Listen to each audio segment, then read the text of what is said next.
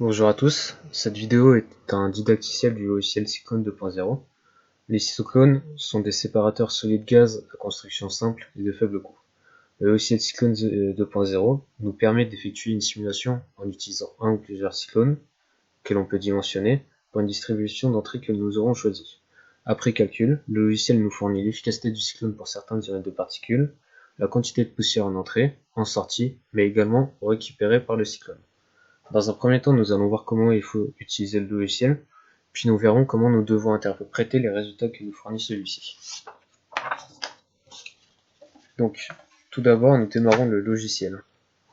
Lorsqu'on démarre celui-ci, la page qui s'ouvre est celle-ci. Il existe 4 fenêtres dans le logiciel. La fenêtre modèle, qui est la première fenêtre qui apparaît. Ensuite, nous avons la fenêtre table ou tableau. Après, nous avons la fenêtre Curves, qui représente les courbes et les graphes. On peut voir qu'il y en a 4. Puis la fenêtre Result, qui montre les résultats. Donc, maintenant, nous allons voir les différents menus déroulants. Il y a plusieurs menus déroulants qui se trouvent en haut de la page. File, Simulation, Window et Help. Donc, dans le menu déroulant File, nous pouvons ouvrir un nouveau fichier, ouvrir un fichier, créer un fichier, sauvegarder un fichier au format .cic et imprimer les fichiers. Nous pouvons également quitter le logiciel. Dans le menu déroulant simulation, nous pouvons démarrer les calculs une fois que nous avons configuré notre modèle. Dans le menu déroulant Window, il est possible de choisir la fenêtre que l'on peut afficher, comme Curve, Stable ou Result. Et ensuite, nous avons deux modes possibles. Le mode cascade, qui nous met les 4 fenêtres l'une après l'autre, et le mode Tile, qui nous permet d'avoir les 4 fenêtres côte à côte. C'est assez pratique une fois que les calculs ont été effectués pour comparer les différentes fenêtres et avoir une vue d'ensemble. Ensuite, il y a le dernier menu déroulant, le menu déroulant Help. Dans ce menu, on peut avoir une conception à l'aide du modèle, que nous voyons ici, qui nous explique justement comment configurer le modèle. Nous pouvons également obtenir le manuel d'utilisation du logiciel, qui est en anglais, mais tout n'est pas expliqué dans ce manuel. Et nous pouvons également obtenir les coordonnées du revendeur et du fournisseur du logiciel. Donc avant de commencer à utiliser le logiciel, il faut bien vérifier que votre ordinateur fonctionne avec le point et non la virgule.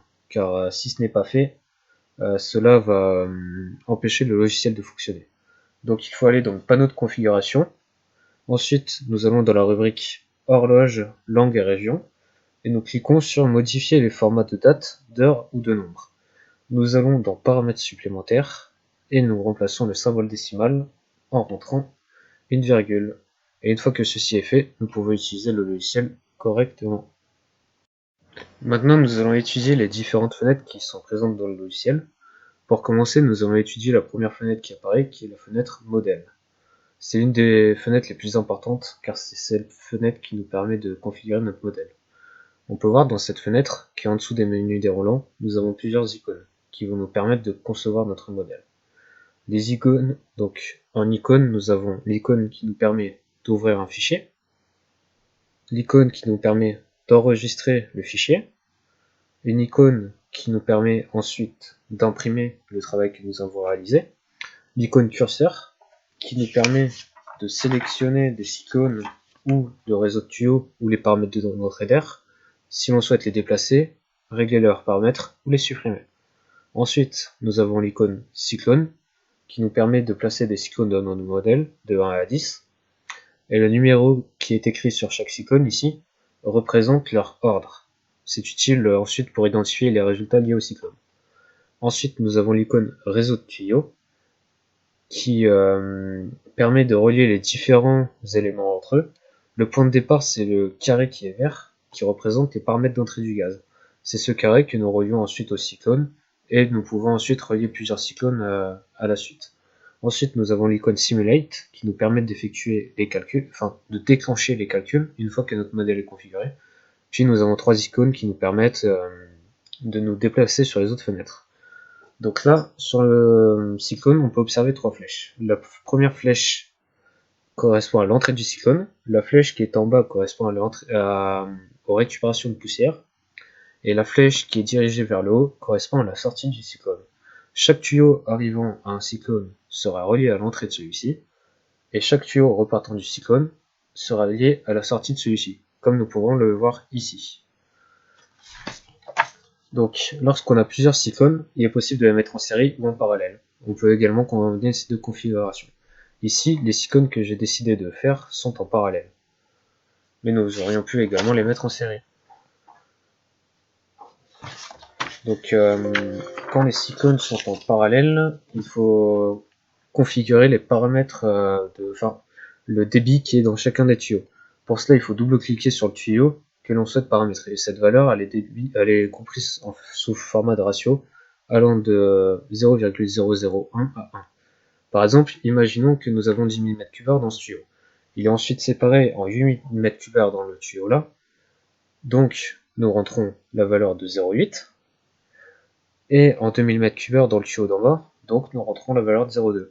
C'est cela qui représente la répartition du débit d'air dans les tuyaux, à partir du tuyau principal. Donc une fois que notre modèle est configuré, nous devons ensuite effectuer les réglages des paramètres d'entrée du gaz.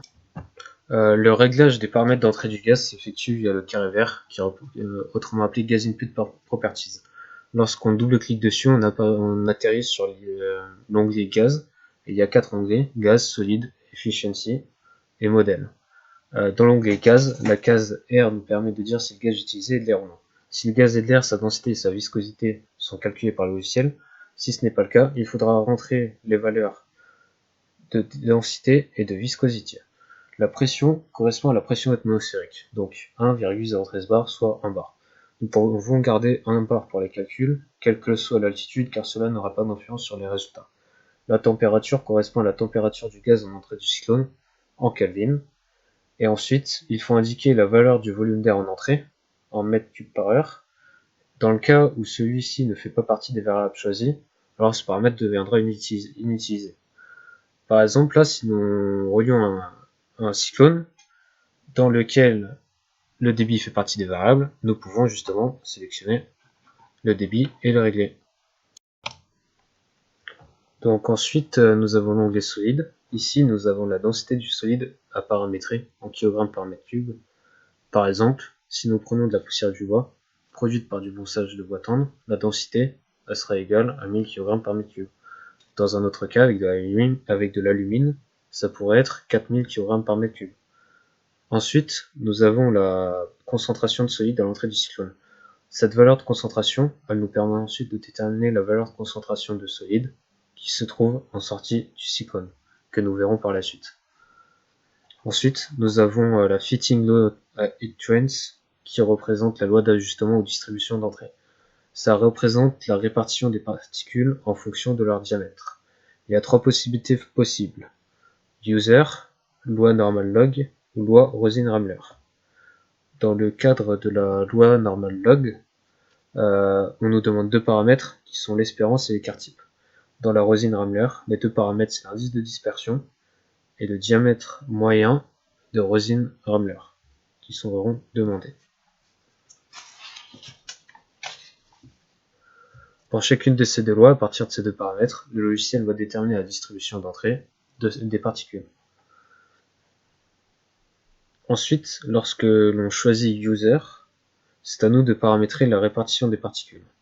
Donc tout d'abord, dans la distribution d'entrée, il est possible de choisir jusqu'à 25 diamètres de particules. Avant de remplir ce tableau, il faut d'abord respecter certaines règles afin que le logiciel fonctionne correctement. Les règles à respecter sont la fréquence inférieure du premier couple de données doit être égale à 0, c'est-à-dire la première valeur de la deuxième case doit être égale à 0. La fréquence inférieure cumulée du dernier couple de données doit être égale à 1 pour que les données aillent de 0 à 1. Et les couples de données doivent être saisis dans un ordre croissant. Ce qu'on entend par couple de données, c'est-à-dire c'est un diamètre de particule et la fréquence inférieure cumulée qui lui est associée. Donc pour déterminer la distribution en entrée, c'est-à-dire le diamètre de particules et la fréquence inférieure cumulée, on peut utiliser des documents qui proviennent de la littérature. Alors dans notre cas, nous avons utilisé des mesures qui ont été faites par l'INRS, notamment sur des poussières de bois ou sur de l'aluminium, que nous pouvons voir dans ce graphe-là.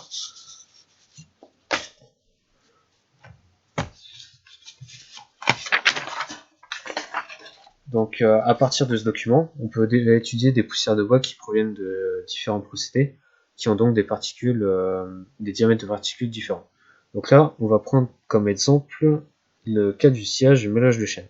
Donc tout d'abord, sur le graphe, il faut mesurer la distribution en axe désordonné en fonction du diamètre des particules pour le sciage mélange chêne. Ensuite, nous allons devoir calculer la somme cumulée à chaque diamètre de particules. Ici, la somme cumulée elle est 2,06. Donc, dans ce cas-là, nous devons faire la somme des distributions qui correspondent à chaque diamètre de particules précédant le diamètre de particules où on souhaite faire ce calcul, plus la distribution qui correspond à ce diamètre. Donc là, dans le cas de 2,06, on fait la somme de tous les diamètres de particules qui vont de 0 à 0,393 pour obtenir le 2,06, comme on peut le voir dans le calcul situé en dessous. Donc là, voilà, nous faisons ce calcul-là et nous obtenons le 2,06. Ensuite, pour avoir la fréquence à faire accumuler à partir de cela, on fait le rapport de la somme cumulée que nous avons obtenue sur la somme cumulée la plus élevée pour chaque diamètre de particules. Et c'est ainsi qu'on obtient la fréquence cumulée pour chaque diamètre de particules, notamment le 0,528. Donc une fois que nous avons fait ça, nous pouvons tracer la loi de réajustement qui représente la fréquence à faire accumuler en fonction du diamètre de particules. Et on peut voir que ça va de 0 à 1. Donc en utilisant cette méthode, on peut déterminer la distribution d'entrée et la loi d'ajustement pour d'autres types de poussières de bois et ainsi effectuer l'étude grâce au logiciel. Donc là maintenant nous allons nous intéresser aux différents modèles de calcul. Il y a 5 modèles de calcul. Le modèle de Bars, Leys and Licht, Moos et Lofer, Lorentz ou encore Michel-Nutz. Alors quand nous sommes dans solide, si la concentration à l'entrée du solide est supérieure à 10 grammes par mètre cube, on peut utiliser le modèle de Michel-Nutz. Il est même obligatoire d'utiliser ce modèle. Par contre, si cette concentration est inférieure, nous pouvons utiliser n'importe quel modèle de calcul parmi les 5 proposés. Donc maintenant, nous allons voir la colonne Efficiency.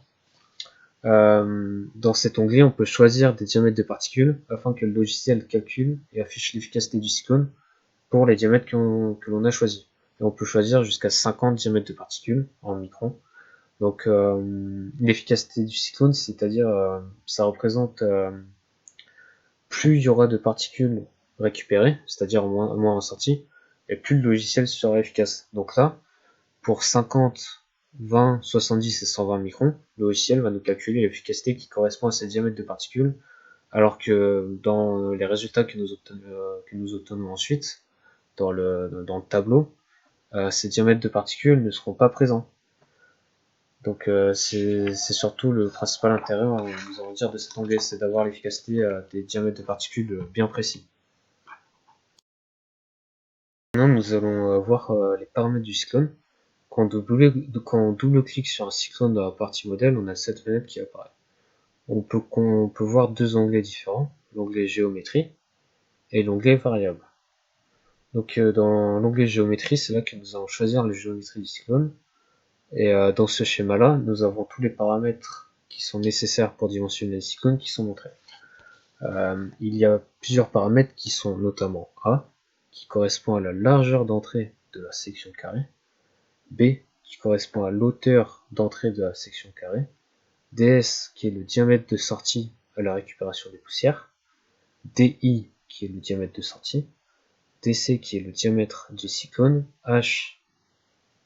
H-tot, exactement, qui est l'auteur du cyclone, et H-sil, qui est l'auteur du cylindre. Il y a également L, qui est la largeur intérieure de la cheminée. Tous ces paramètres sont exprimés en mètres. Cependant, le logiciel n'utilise pas directement ces valeurs. Il utilise le rapport de ces valeurs, enfin de ces paramètres, par rapport au diamètre du cyclone DC. Donc là, dans le tableau situé à gauche où nous pouvons observer différentes valeurs, il va falloir calculer le rapport de ces paramètres par rapport à DC. Et c'est ce que nous rentrerons ensuite de ce tableau si nous choisissons un modèle de cyclone. Là, si nous ne choisissons pas un modèle de cyclone, ces valeurs sont déjà calculées. Donc on peut observer qu'il y a de nombreux modèles proposés par le logiciel, comme l'Apple, Swift, Lorentz ou encore Starman. Et si on choisit justement un de ces modèles, tous les ratios sont déjà calculés. Et si on utilise user, nous pouvons modifier ces ratios. Donc, ensuite,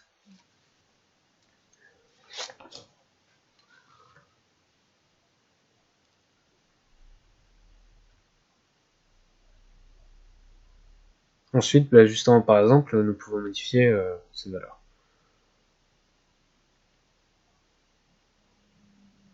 Ensuite, nous avons l'onglet variables. Donc, pour que le logiciel fonctionne, il a besoin de connaître au moins 2 variables et parfois 3. Les différentes variables qui sont disponibles sont le débit, en mètres cubes par seconde, le diamètre du cyclone DC en mètres, l'efficacité du cyclone, comprise de 0 à 1, 1 étant équivalent à 100%, le diamètre de coupure en microns, ou encore la perte de charge. Et ces variables sont toutes combinées, sont faites sous forme de combinaison de 2 ou 3 variables. Donc là, nous pouvons justement observer dans cet onglet toutes les différentes combinaisons. Nous avons le diamètre de coupure, le diamètre du cyclone, et, le diamètre de coupure et le débit, la perte de charge, le débit et le diamètre de coupure, et ainsi de suite. Et en fonction des variables que l'on connaît, le logiciel, il va nous calculer les variables justement qui manquent. Là, par exemple, nous avons le diamètre du cyclone, ici. Et nous pouvons entrer une valeur de 1,5 m, ou ça va dépendre de la valeur qu'on a. Et par exemple, si on connaît la perte de charge, le débit et l'efficacité du cyclone que l'on souhaite obtenir, on peut obtenir un cyclone dont les dimensions seront calculées de sorte à respecter ces critères.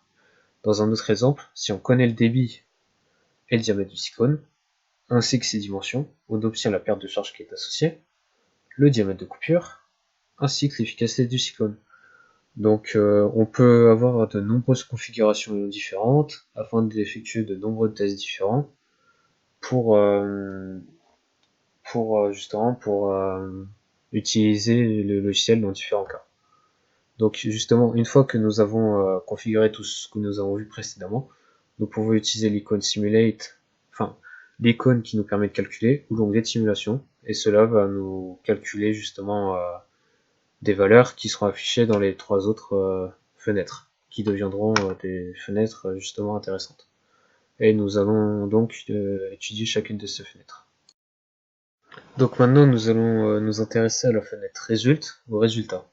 Donc lorsque les calculs sont effectués, ceci apparaît dans la fenêtre Résulte. Donc tout d'abord, à gauche, on observe une représentation du cyclone que nous avons dimensionné. Et les dimensions sont reprises à la bonne échelle dans le schéma. Ensuite, à droite, nous avons de nombreuses valeurs. Nous avons les dimensions du cyclone, A, B, DS, TI, H, L, H, ou encore DC. Après, le logiciel a calculé différentes valeurs, comme le diamètre de coupure, qui correspond au diamètre de particules auquel le cyclone a une efficacité de 50%. Par exemple, ici, le diamètre de coupure, il vaut 4,2763 microns. Ça signifie que le cyclone, il a une efficacité égale à 50% pour les particules de 4,2763 microns. En dessous de ce diamètre, le cyclone aura une efficacité inférieure à 50%, et au-dessus de ce diamètre, l'efficacité de ce cyclone, elle sera supérieure à 50%. Ensuite, le cyclone a calculé la chute de pression, ou perte de charge, en pascal. Donc, en général, cette perte de pression ne doit pas être trop importante, car sinon, cela peut endommager la résistance du cyclone, impacter la résistance du cyclone, et ça risque de gravement l'endommager.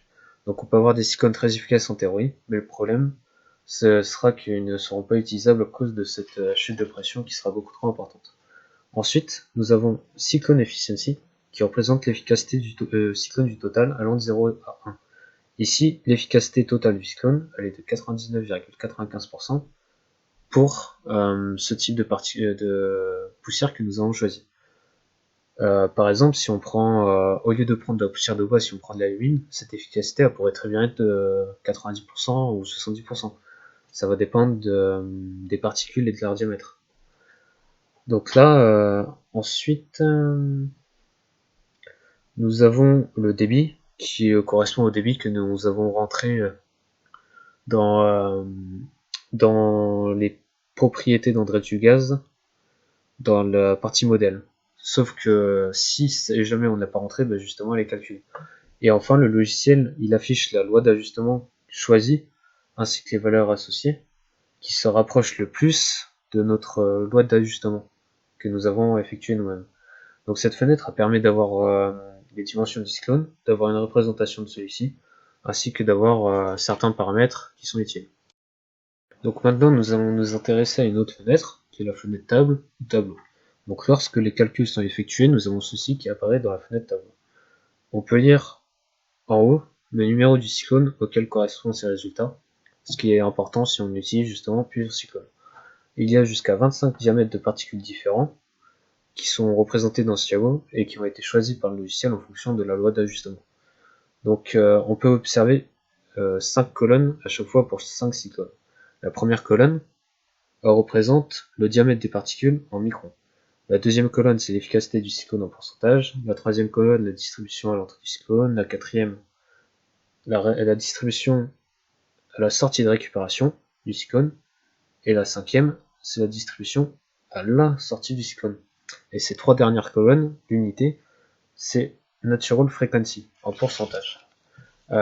Cette Natural Frequency, ça représente la quantité de poussière qui est présente à ce diamètre de particules par rapport à la quantité totale. Par exemple, si on a 15% à un diamètre de particules de 50 microns, ça signifie que parmi la quantité totale de poussière présente, il y en a 15% qui ont un diamètre de particules égal à 50 microns. Donc, plus cette natural frequency va être élevée, plus il y aura de particules qui ont ce diamètre. Donc ensuite, avec la colonne 1 et la colonne 2, nous avons l'efficacité du cyclone en fonction du diamètre de particules. Pour les colonnes 3, 4 et 5, c'est un peu plus compliqué. Pour la colonne 3, si on fait la somme de tous les pourcentages, on obtient un pourcentage de 100%, et ça représente la quantité de poussière qui ont tel diamètre de particules. Par exemple, ici on peut voir que là où il y a le plus de particules, c'est pour un diamètre qui se situe à 45,51 microns, où nous avons 13%. Avec ce pourcentage et la concentration en anglais du cyclone que nous avons choisi précédemment, on peut calculer la quantité de poussière qui est présente à 45,1 microns. Par exemple, là on a pris 0,001 kg par mètre cube, et avec 13%, on trouve donc qu'il y a 132 mg par mètre cube de poussière de bois à 45,51 microns. Donc en faisant ce calcul pour chaque diamètre de particules, puis en additionnant les résultats obtenus, on retrouve la concentration de 1 g. Donc en soi, tout ce qui... Enfin, là, on vérifie que on a bien 1 g en entrée du cyclone. Donc ensuite, si on fait la somme de tous les pourcentages de la colonne 4 et de la colonne 5, on retrouve bien 100% également, car ce qui rentre dans le cyclone est soit récupéré, soit rejeté par celui-ci. On peut donc calculer la quantité de poussière rejetée pour chaque diamètre de particules, ou bien globalement vérifier si on respecte la réglementation sur les rejets dans l'air extérieur. Donc les différents liens entre les colonnes. Alors, la colonne 3, donc l'entrée, c'est égal à la colonne 4 plus la colonne 5. Ensuite, nous avons l'efficacité, donc la colonne 2, qui est égale à la colonne 4 divisé par la colonne 3 fois 100. C'est-à-dire, c'est égal à la récupération divisée par l'entrée fois 100. Et c'est à partir de ça qu'on obtient l'efficacité.